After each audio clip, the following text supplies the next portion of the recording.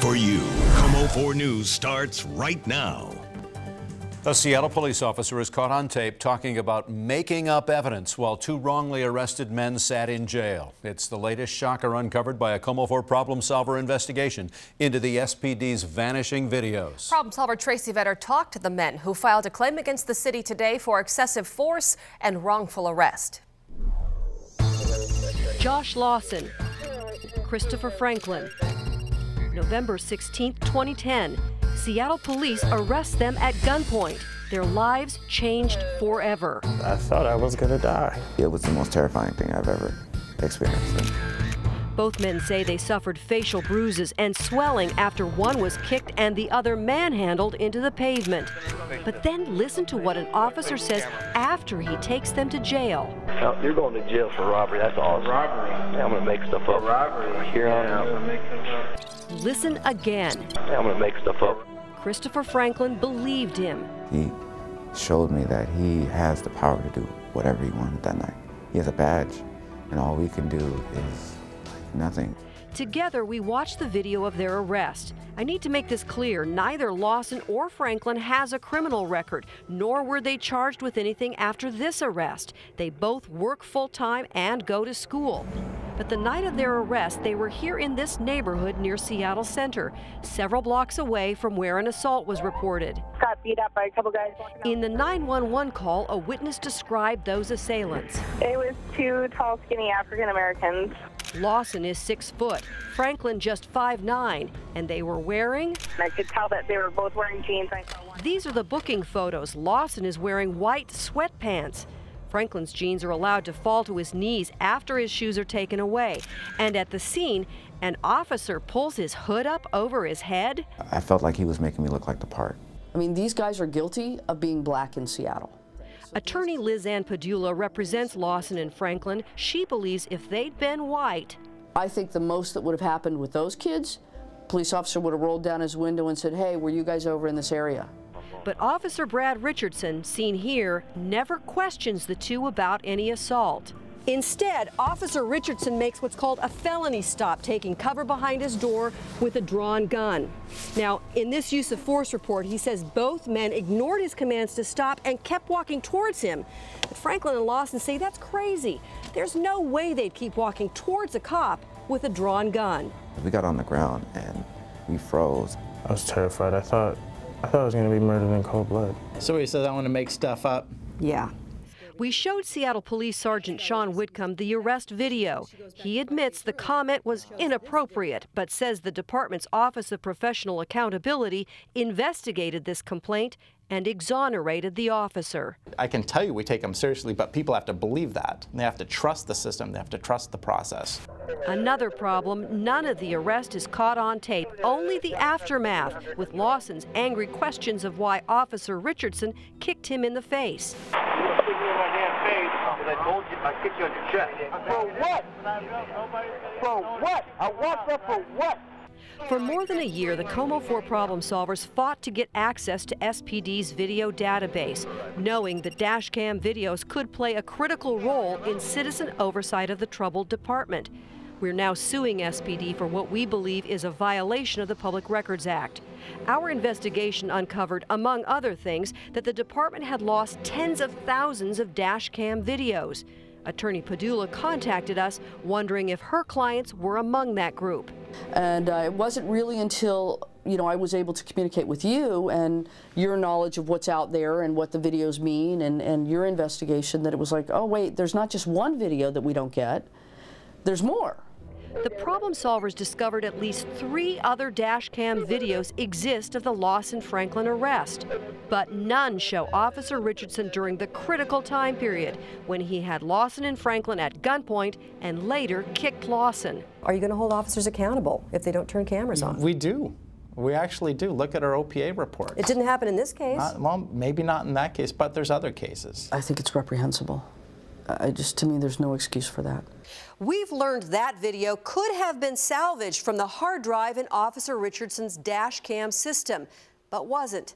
We continue our investigation into SPD's vanishing videos tomorrow with another distressing case where police had a potentially dangerous suspect hold up, but decided to walk away. Tracy Vetter, Como 4 Problem Solvers. Working for you. Como 4 News starts right now. In fear for her life, a Seattle woman turned to the police, but the police turned her away. The Como 4 Problem Solvers' continuing investigation into the Seattle Police Department has uncovered another frightening case. This time, problem solver Tracy Vetter reports Seattle police left a woman recovering from surgery to the mercy of a convicted felon who had threatened to kill her. Freddie, you want to go outside, Fred? This woman, we'll call her Cindy, figures every day she's lucky to be alive. Come on, baby. We won't use her name or show you her face or where she lives because she still fears the man who for 2 months in 2010 nearly took her life away. Well, he was very serious about killing me. That man is Michael Edwards, also known as Charles Edwards. According to court documents, Edwards is a member of the Vice Lords gang, and his victims are littered across several states. Robbery with serious bodily harm in Indiana, assault in Minnesota, aggravated assault in North Dakota, until he came to Seattle and moved into Cindy's North End apartment. I was really sick. I looked really emaciated. Cindy was particularly vulnerable as she'd been through several months of chemotherapy. I only had so much medical leave from work, and so he offered to help out with the bills. Instead, Cindy says Edwards took over her life, even changing her locks so he could lock her inside. Then in September of 2010, she was recovering from surgery when Edwards came home drunk. He had been putting a gun in my face. When Edwards passed out, a girlfriend warned her. You can't come back here. He's going to kill you. When he comes to, he's going to kill you. So Cindy went to the Seattle Police Department's North Precinct and says the officer at the front desk turned her away and told her to go to the lobby to call 911. He really brushed it off. Why do I have to make a call to turn around and then come right back, literally 20 feet from where I had been sitting? 911, what are you reporting? If I go home right now, he's going to kill me. He's going to have people hunt me down and kill me. Seriously, I'm not even joking. What happened next stunned both Cindy and even some cops. Seattle police went to her apartment. Inside, we can hear his voice. Located Edwards inside. He's clearly inside and saying that the police were at the door. And then, stunningly, a commander orders an about face. Precinct, officers inside, withdraw. And the officers at Cindy's apartment leave, with Edwards still inside. Copy, withdrawing. The cops left, and Cindy was unable to return home. I didn't want to die. It just wasn't my day to die. For the next 10 days, Cindy, still recovering from surgery, was homeless. It was terrible. I had gone there, I had talked to them, I'd done everything that they had asked me to. She was stuck on the street, living in her car with her dog, until Edwards was eventually arrested and convicted. They just didn't do anything, and I wanted to understand why. I wanted to know why. This department takes domestic violence incredibly seriously. SPD's Office of Professional Accountability investigated. Documents obtained by the problem solver show that even fellow officers involved that day were disappointed, telling OPA investigators, the frustration was that I knew he was there. I didn't feel like the police that day. If we made a mistake, if we didn't follow proper policy and procedure, there's going to be a remedy. But OPA recommended no discipline, only supervisory intervention.